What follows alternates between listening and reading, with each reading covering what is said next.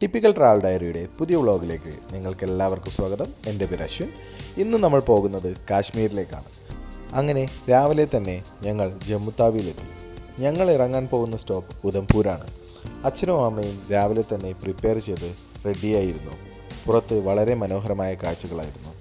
ചെറിയ ചെറിയ തുരങ്കങ്ങൾ കടന്ന് ട്രെയിൻ വീണ്ടും മുന്നോട്ടേക്ക് പോയി. നമ്മുടെ കേരളത്തിൽ നിന്ന് വളരെ വ്യത്യസ്തമായ ഒരു ഭൂപ്രകൃതിയായിരുന്നു കാശ്മീരിലേത്.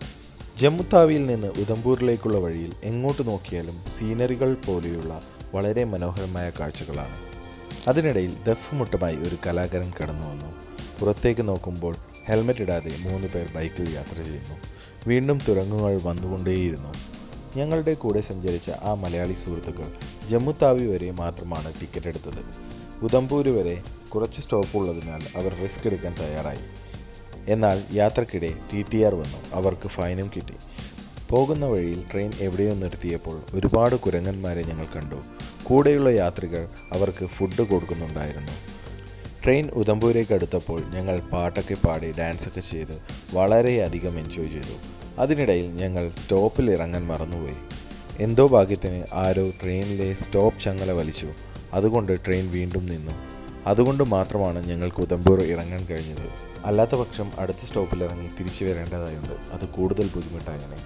അങ്ങനെ ഞങ്ങളുടെ കൂടെ വന്ന മലയാളി സുഹൃത്തുക്കളോട് കുറച്ച് ഫോട്ടോസൊക്കെ എടുത്ത് ഞങ്ങൾ റെയിൽവേ സ്റ്റേഷനിൽ പുറത്തിറങ്ങി. അവിടെ നിന്ന് ആദ്യം നമ്മൾ ടാക്സി ഡ്രൈവറെ കണ്ട് ബാർഗെയിൻ ചെയ്ത് പ്രൈസ് ഉറപ്പിച്ചതിന് ശേഷം അവിടെയുള്ള കൗണ്ടറിൽ പോയി റിസീറ്റ് ആക്കിയതിനു ശേഷം മാത്രമേ നമുക്ക് യാത്ര ചെയ്യാൻ കഴിയൂ. കൂടെ ഫാമിലി ഉള്ളതുകൊണ്ടും അധിക നേരം ബാർഗെയിൻ ചെയ്യാനില്ലാത്തതുകൊണ്ടും ഞങ്ങൾ 3000-ന് ഈ ചെറിയ മിനി വാൻ ഉറപ്പിച്ചു.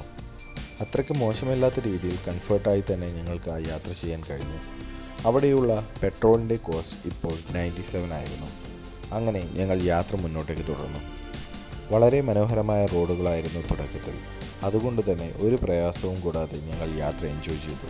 ഉധംപൂരിൽ നിന്ന് ബനിഹാൽ റെയിൽവേ സ്റ്റേഷനിലേക്കാണ് ഈ യാത്ര ഒരു ചുരം കയറും പോലെയാണ്. 1 by 1 ആയി ഞങ്ങൾ മെല്ലെ മെല്ലെ ചുരം കയറിപ്പോയി. ഏച്ചി ആദ്യമായി മഞ്ഞുമല കണ്ടപ്പോൾ അതിൻ്റെ എക്സൈറ്റ്മെൻറ്റിലായിരുന്നു. അങ്ങനെ ഒരുപാട് നേരത്തെ യാത്രയ്ക്ക് ശേഷം ഞങ്ങൾ ഫൈനലി ആ തുരങ്കത്തിന് മുന്നിലെത്തി. Doctor Shyama Prasad Mukherjee tunnel. ഇതിന് ഏകദേശം 9 കിലോമീറ്റർ ദൂരമുണ്ട്. വളരെ മനോഹരമായാണ് ഈ ടണൽ അറേഞ്ച് ചെയ്തിരിക്കുന്നത്. ഏകദേശം ഇൻ്റർനാഷണൽ സ്റ്റാൻഡേർഡ് എന്ന് തന്നെ പറയാം. ലൈറ്റുകൾ കൊണ്ട് വർണ്ണം തെളിയിച്ച ഒരു ടണൽ. ടണലിനുള്ളിൽ പ്രവേശിച്ച ഉടനെ തന്നെ എല്ലാവരും ദൃശ്യങ്ങൾ വീഡിയോയിൽ പകർത്താൻ തുടങ്ങി. അത്രയും മനോഹരമായിരുന്നു ആ കാഴ്ചകൾ.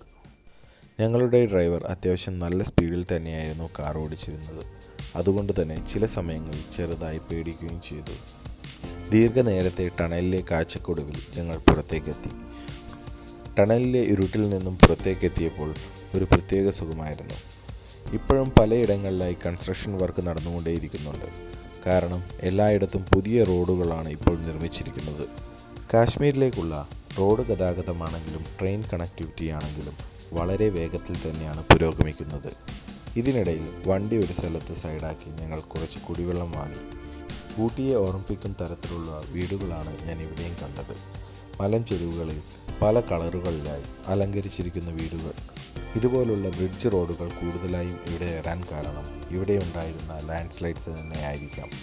പണ്ട് ഈ റോഡുകൾ വളരെ ഡേഞ്ചറസും ദുർഘടം പിടിച്ചതുമായിരുന്നു. എന്നാൽ ഇപ്പോൾ വളരെയധികം മാറ്റം വന്നിരിക്കുന്നു. ഏകദേശം 2 മണിക്കൂർ നീണ്ടു നിൽക്കുന്ന യാത്രയാണ് ഉധംപൂർ ടു ബനിഹാൽ. നമ്മൾ ഈ യാത്ര ചെയ്യുന്നത് മൊത്തം വലിയ വലിയ മൗണ്ടൻസിൻ്റെ ഇടയിലൂടെയാണ്. അതുകൊണ്ട് തന്നെ കാഴ്ചകൾക്ക് ഒരു പഞ്ഞവും ഉണ്ടായിരുന്നില്ല.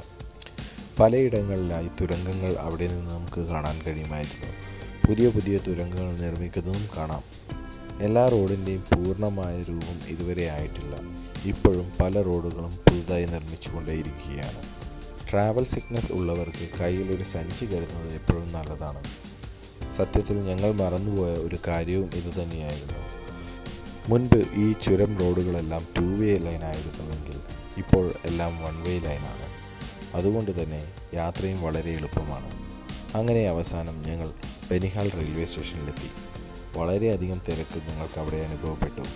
പോകുന്ന വഴി സിം എടുക്കണമെന്ന് ഡ്രൈവറോട് പറഞ്ഞിട്ടുണ്ടെങ്കിലും ബനിഹാലെത്തി സിം എടുക്കാമെന്നാണ് ഡ്രൈവർ ഞങ്ങളോട് പറഞ്ഞത്.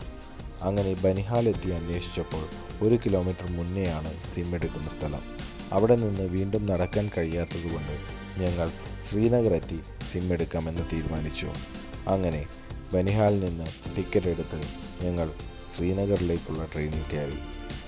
ഇവിടുന്ന് മുതൽ നമുക്ക് നമ്മുടെ സേഫ്റ്റി ഉറപ്പുവരുത്തുന്ന മിലിറ്ററിക്കാരെ കാണാം. ഈ ട്രെയിനിൻ്റെ പ്രത്യേകത വിദേശ രാജ്യങ്ങളെ കിടപിടിക്കുന്ന രീതിയിലുള്ള ഒരു യാത്രയാണ്. മഞ്ഞുകാലങ്ങളിൽ ഒരുപാട് മഞ്ഞുകൾ നിറഞ്ഞ പാടങ്ങളുടെ ഇടയിലൂടെയുള്ള ഒരു യാത്രയാണ് ഈ ട്രെയിനിൽ നിന്നത്. നിർഭാഗ്യവശാൽ ഞങ്ങൾക്ക് ആ കാഴ്ച കിട്ടിയില്ല.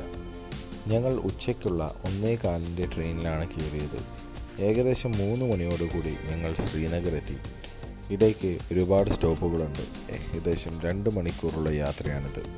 ഈ യാത്രയിലൂടെ നമുക്ക് അവിടെയുള്ള ലോക്കൽ വില്ലേജുകളും പിന്നെ വീടുകളുടെ പ്രത്യേകതകളും ചെറിയ ചെറിയ കാടുകളും കാണാം. ഈ വീടുകളുടെ പ്രത്യേകത എന്താണെന്നാൽ എല്ലാ വീടുകളുടെയും മേൽക്കൂര ഒരു സ്ലോപ്പ് വേ ആയിരിക്കും. കാരണം മഞ്ഞ് വീഴ്ച തുടങ്ങിയാൽ മഞ്ഞ് വീടിന് മുകളിൽ തങ്ങി നിൽക്കാതിരിക്കാനാണ് ഇങ്ങനെ ചെയ്തിരിക്കുന്നത്. ജനലിനുള്ളിലൂടെ ആ വലിയ മരങ്ങൾ ഇലകൊഴിഞ്ഞു നിൽക്കുന്ന കാഴ്ച വളരെ മനോഹരമായിരുന്നു. അങ്ങനെ അവസാനം ഞങ്ങൾ ശ്രീനഗർ റെയിൽവേ സ്റ്റേഷനിലെത്തി. എല്ലാവരും ഇറങ്ങിയതിനു ശേഷം ആ ട്രെയിൻ ബാരാമുള്ള സൈഡിലേക്ക് പോയി. ഞങ്ങളും ലഗേജൊക്കെ എടുത്ത് മുന്നോട്ടേക്ക് നടന്നു.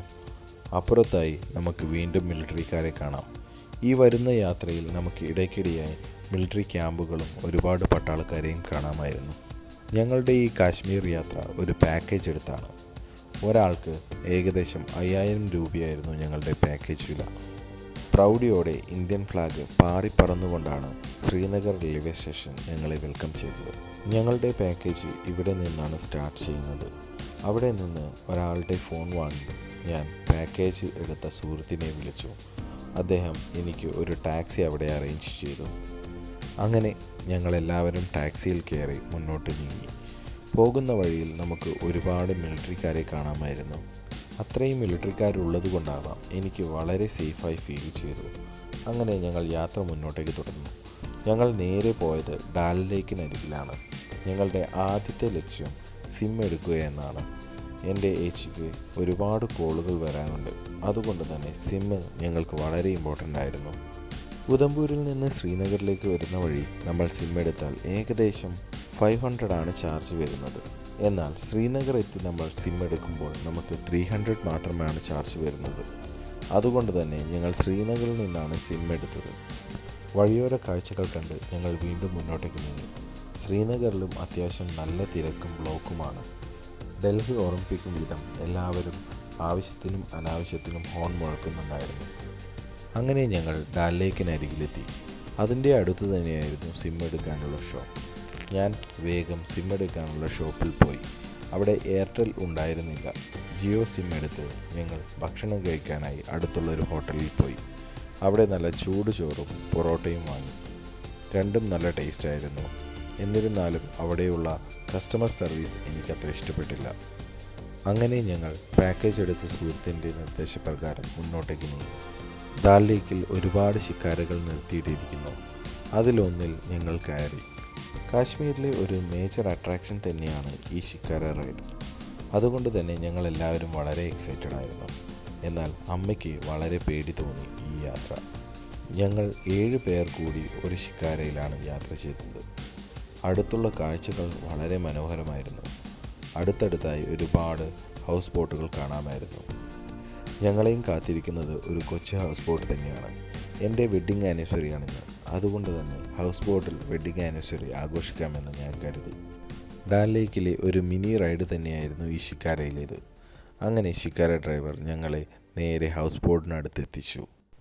ഞങ്ങൾ ആരും ഹൗസ് ബോട്ടിൽ ഇതുവരെ സ്റ്റേ ചെയ്യാത്തതുകൊണ്ട് ഇതും ഒരു പുതിയ അനുഭവമായിരുന്നു. ഹൗസ് ബോട്ടിന് വെളിയിലായി ചെറിയൊരു സീറ്റിംഗ് അറേഞ്ച്മെൻറ്റ്സ് ഉണ്ട്. രാത്രി സമയങ്ങളിൽ ഡാൽ ലേക്കിലെ കാഴ്ചകൾ കണ്ട് ഇവിടെ എങ്ങനെ റിലാക്സ് ചെയ്തിരിക്കാം. ഉള്ളിലായി വളരെ മനോഹരമായി ക്രമീകരിച്ച ഒരു സീറ്റിംഗ് ഏരിയ. അത് കഴിഞ്ഞ് ബ്രേക്ക്ഫാസ്റ്റ് കഴിക്കാനും ലഞ്ച് കഴിക്കാനുമായി ഒരു ഡൈനിങ് ഹാൾ. അങ്ങനെ ഒരു ഇടനാഴിയിലൂടെ ഞങ്ങൾ മുന്നോട്ടേക്ക് നീങ്ങി. ഞങ്ങൾക്ക് 3 റൂമാണ് അറേഞ്ച് ചെയ്തിട്ടിരിക്കുന്നത്. ഫസ്റ്റ് റൂം തന്നെ എൻ്റേതായിരുന്നു. ലൈറ്റുകൾ തെളിയിച്ച് വളരെ മനോഹരമായി അറേഞ്ച് ചെയ്ത ഒരു റൂം. അത് കഴിഞ്ഞ് ബാത്റൂമിലേക്ക് ചെന്നു. അത് കഴിഞ്ഞ് ഞാൻ ചേച്ചിയുടെ റൂമിലേക്കും ചെന്നു. വളരെ വിശാലമായ ഒരു റൂം, വളരെ മനോഹരമായി ക്രമീകരിച്ചിട്ടുണ്ട്. പിന്നെ പോയത് അച്ഛൻ്റെയും അമ്മയുടെയും റൂമാണ്. അതും വളരെ മനോഹരമായിരുന്നു. എല്ലാവരും അവരവരുടെ റൂമിൽ വളരെ സാറ്റിസ്ഫൈഡ് ആയിരുന്നു. രാത്രിയായ ഉടനെ ഞങ്ങൾക്ക് ഭക്ഷണവുമായി അവർ എത്തി. നല്ല ചൂട് ചോറും ചിക്കൻ കറിയും വെജിറ്റബിൾ കറിയുമായിരുന്നു ഇന്നത്തെ ഡിന്നർ. ഡിന്നറിന് ശേഷം ഞങ്ങൾ പുറത്തിരുന്ന് ഡാൽ ലേക്കിലെ കാഴ്ചകളും കണ്ട് ആ തണുപ്പ് എൻജോയ് ചെയ്തു. ഇന്നത്തെ കാഴ്ചകൾക്ക് വിരാമമിട്ട് നാളത്തെ കാഴ്ചകൾ കാണാമെന്ന പ്രതീക്ഷയോടെ.